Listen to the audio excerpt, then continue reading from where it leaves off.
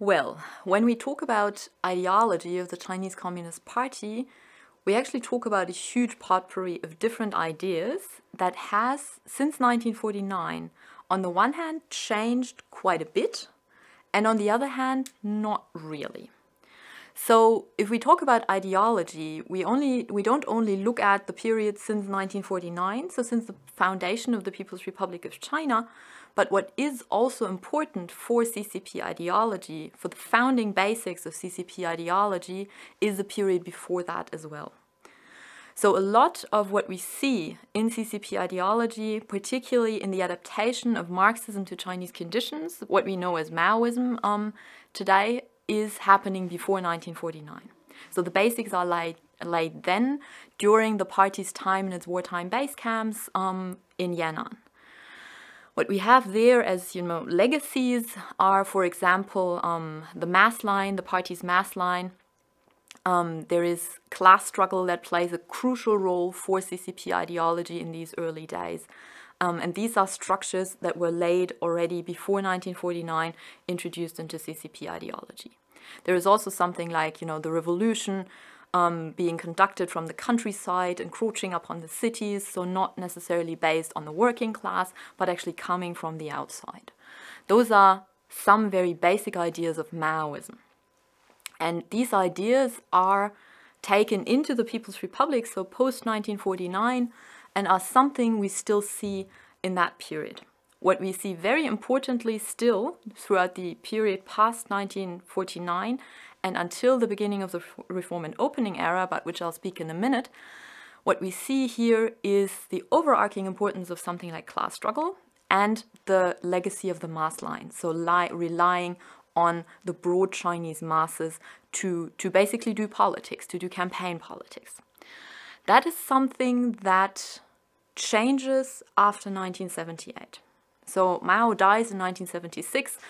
That kind of ends the Cultural Revolution, and we see a new period in Chinese politics, also an ideology for the Chinese Communist Party. What happens then is basically the sidelining of a lot of these concepts that we have seen pre-1978, so for this entire Maoist era, and also pre-1949, and we see a change, while at the same time also seeing some degree of continuity that I will refer to in a minute. So what we have after 1978, with the beginning of the policy of reform and opening, is the idea that we sideline class struggle. We sideline this idea of doing politics based on campaigns, on mass campaigns, and what the party starts to do is economic reform. So they start redefining what socialism is. They start redefining their core ideas of socialism, basically by Deng Xiaoping saying, for example, that socialism is not about being commonly poor. Socialism is about getting rich together. So the party tries to recreate an idea of ideology, an idea of socialism that at least deviates in some stages from Maoist legacies, but that still at the same time maintains this idea of socialism. So what they basically do is, with a number of concepts throughout this entire period from 1978 and basically until now, is to create at least a path dependency in their narratives, in their way they use ideological concepts, socialist ideological concepts, terminology, to basically create this at least impression of continuity. Even though we see a lot of concepts being reinterpreted, a lot of concepts being re-emphasized in a different way, but we see the attempt to create a path-dependent continuity in the narrative by relying still on the socialist terminology. At the same time, that also means that in policy practice, we see a number of significant breaks, steps away from socialism. I already mentioned class struggle, this concept that was sidelined.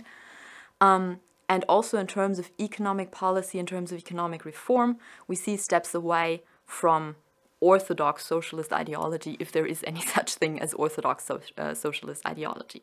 For example, with the concept of Jiang Zemin, the three represents, that allows private entrepreneurs to actually enter the party. And that is something that in for a socialist party should seem unthinkable, but it is not anymore, because the party wants to broaden its representation and tries to ideologically justify that. So, as I said, there is a lot of change, but at the same time also the attempt to maintain path-dependent continuity through ideological narratives, and to do that basically until today.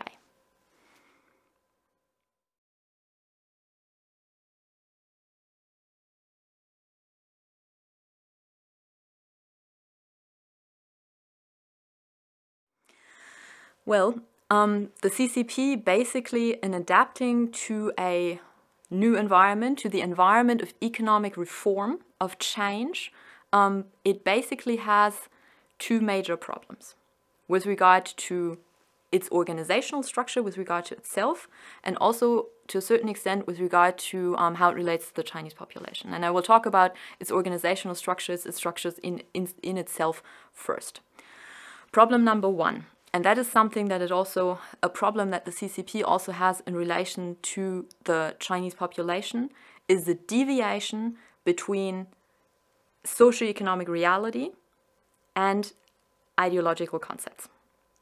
So basically, what we see in the party is, for example, that what is allowed now broadly and quite prominently in China is, for example, something like private property, having private property. And that, of course, for a Leninist party, for a socialist Leninist party, is a conceptual problem, because that's something they would originally, in their original ideological ideas, want to overcome. So we do see socio-economic realities that involves economic reforms, private property, but also, for example, cadre corruption, and that deviates from what socialist ideology might originally want to achieve. And that's a problem for the party, because they can't let go of that socialist ideology, but at the same time they have this socio-economic situation surrounding them that blatantly contradicts that. The second problem that the party has, and that is particularly a problem for its own members and cadres, that people generally don't believe in communism anymore. So we have a communist party that still claims it's a communist party, that still wants to be a communist party, but that has a whole bunch of people not believing in this ideology anymore. So that's a problem that the party needs to deal with. And this challenge, this problem, is something that I am focusing on as well in my research. So the question, why does ideology actually still matter, and how is it supposed to function? So what is its purpose in the party's relations with its members and cadres? What I suggest in my research is that ideology is not anymore primarily about making people believe in communism, particularly party members and cadres, but that it is about basically creating an identity, a group identity, a social identity, something that strongly binds them to the party as an organization, and only the party as an organization. So what I suggest is that at the center of ideology here is the party itself. That is, to a certain extent, also something that we see in the party's relations with the broader Chinese population, who also see these contradictions that I just mentioned, who also don't believe in communism anymore, and where the party tries to create alternative narratives that it connects into its ideology. That is partially as currently under Xi Jinping, the great rejuvenation of China, the Chinese dream, so some form of nationalism, that the party tries to use here, to present here as an alternative ideational goal, and importantly, an ideational goal that it connects to the party. So all these narratives focus on the party, saying everything we do, everything we want to achieve can only be achieved with the party, under the leadership of the party. And then for party members and cadres, we are in a group that you are part of, we are an identity for you, and we are the organization that gives you purpose, a strong identity, and a feeling of superiority.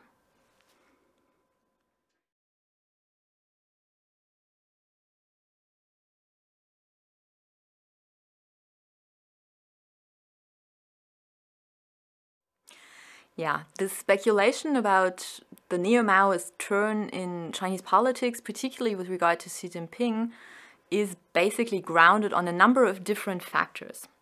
So point number one is the assumption of the centralization of power under Xi Jinping. So this idea that Xi Jinping is becoming or is putting himself into a leading position in a lot of different organizations, both within the party and the state. For example, what has usually in the past been the prerogative of the premier of the People's Republic of China is, generally speaking, the whole area of economy. So economic reform, day-to-day handling of how the economy runs, all these things were usually thought to be the task of the premier, who is at the moment Li Keqiang. But what we have, just to give you an example, at the moment is a leading small group on comprehensively deepening economic reform. And the party likes these very long names for its organizations. So this leading small group in the party that is now the core organization to structure, to run, to lead economic reform and the whole way the economy is running in China. This organization is headed by Xi Jinping. So he basically made himself, in this organization, the leading person at the top of that, and basically thereby took the prerogative of running the economy away from Li Keqiang. There is a number of other examples in the party state where he basically put himself at the top of leading organizations like that, centralizing power into his own person. That is something that has been named as being distinctly Maoist.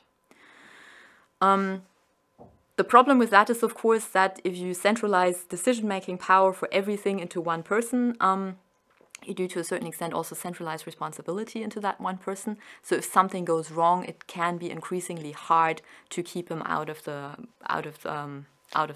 area of problems, basically, to take away, to separate decision-making power from responsibility, basically. So that is one area where this idea of neo-Maoism comes from. The second is the idea of personality cult, because what he did at the very beginning, particularly of his leadership, was to particularly strongly engage on a personal level also with people in the broader Chinese population. He was seen as visiting a Beijing dumpling restaurant, so these small noodle-filled noodles, I guess. So this restaurant in Beijing where normal people go and eat. So he actually visited that, he ate there, and this was turned into a strong sign of him connecting with normal people, of him connecting with the broader Chinese population, and of centering admiration, positive ideas onto his person. So there was this talk about him trying to set up some kind of a personality cult Mao style. That's the second element. The third element, and that is something that closely connects to my research, is his renewed emphasis on ideology and on education, on rectification within the party. So he basically has strengthened the idea of party cadres being bound to the party. He has strengthened a lot of ideological narratives in the party. He has strengthened practices of criticism and self-criticism, partially also filmed on TV and screened on CCTV, so the Chinese state television at best screen time. And he has strengthened the idea of the practice of ideological study sessions, of group study sessions for party members and cadres as well. With regard to ideology, what I would say is that a lot of these practices that he is emphasizing now are not new per se, and they are not something that are only typical for Mao. So if we look at ideological narratives also pre-Xi Jinping, but post-Mao, so for this reform and opening period, these narratives are something we see there as well. What Xi Jinping has done is to basically strengthen them, re-emphasize them, and, for example, when it comes to supervision, also supervision of study that party members and cadres are supposed to do, rely on possibilities that previous leaders before him didn't have. So, for example, what he is doing now is to emphasize study via digital means, to emphasize study with the help of apps, where it can also be tracked how much party cadres study, how much time they spend in the app, where their test results can automatically be tracked. And he relies also on enhanced supervision, digitalized supervision, with all kinds of other means. And that's something, the idea of that is not new.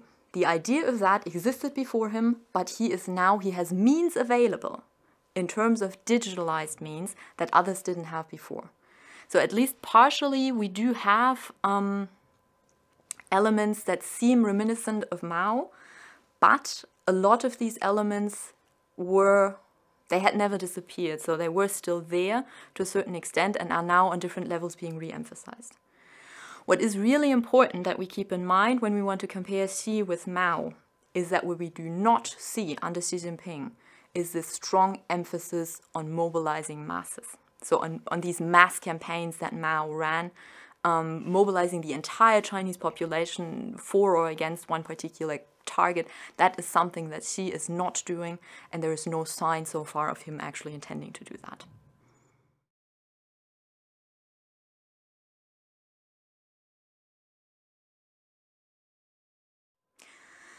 Yeah, corruption basically is a problem that the party has always had. So again, corruption is something that is not necessarily particular for Xi Jinping, but corruption is a problem that the party has had definitely since the beginning of the Reform and Opening era, and even though they would probably officially deny that, they have had various forms of corruption also pre-1978, so under Mao. The forms were different for all kinds of various reasons, but that doesn't mean that corruption wasn't there. What we have seen now under Xi Jinping is a renewed emphasis with this anti-corruption campaign he launched after coming to power in 2012 to actually combat corruption. And there were a lot of debates on what the actual purpose of this anti-corruption campaign is supposed to be. One being power struggles within the party and the possibility to just get rid of enemies that you wanted to get rid of anyway. One being an honest attempt to actually deal with the problem of corruption that, as I just said, has been around for a long time. And one actually being that this is something deeper, that this is something more about the party itself and that this is an organizational problem. What we certainly have seen is that this campaign doesn't only focus on corruption as a material crime, so bribery, for example, or embezzlement, but that it is broader in terms of education of party members and cadres, also of ideological education. The point about corruption is for the party that from the own view of the Chinese Communist Party itself, if we look at corruption from through their eyes, what they perceive corruption to be is an individual moral failure. So that is something where they wouldn't say this is a problem that is due to institutional structures, due to lack of checks and balances, or lack of a fully independent judiciary or whatever, but that this is an individual moral failure of party members, of individual party members, that this is not a systemic problem. Therefore, what they believe and what they have been doing under Xi as well is that corruption is something that needs to be rooted out with the help of dealing with individuals, not necessarily only in terms of punishment, but also in moralizing the individual and turning them into better people. So ideology and education, ideological education, have always been part of anti-corruption, and that is something that we see strongly under Xi Jinping. What is also important with corruption is that because the party believes that it's an internal issue, that it's an individual moral issue, is that it wants to deal with corruption also internally. So most structures, also institutional structures that the party has set up to deal with corruption, are party internal.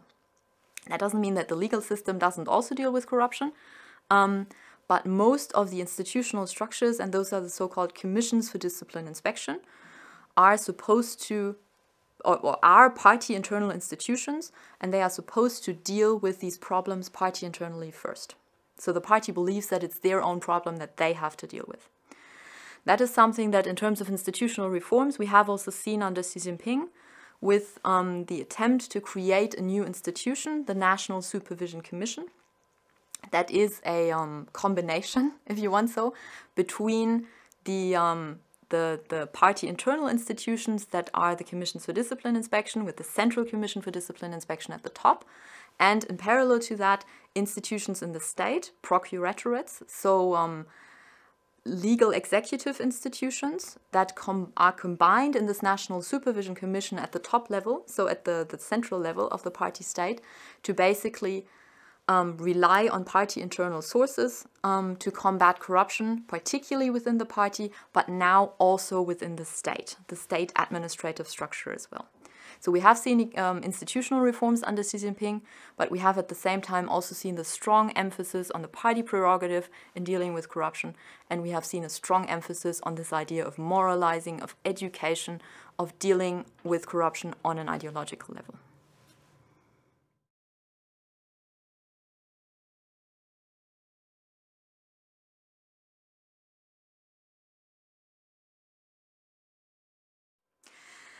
Yeah, well, it is indeed the case that Western observers have basically, since the collapse of the Soviet Union, so since the fall of the Berlin Wall in 1989 and then the collapse of the Soviet Union at the very beginning of the 90s, predicted the collapse of the Chinese Communist Party. The problem with that is that's been 30 years now, and they are still around. So Western observers have been basically busy with two things. One is figuring out whether the Chinese Communist Party is going to collapse anytime soon, and since it still hasn't, trying to understand why. Regarding the question of how stable are they now, or what are, regarding the question how stable are they now, this is a very, very difficult question to answer because, as I just said, we have been for 30 years thinking that they are not as stable as we think, and then in the end they actually are.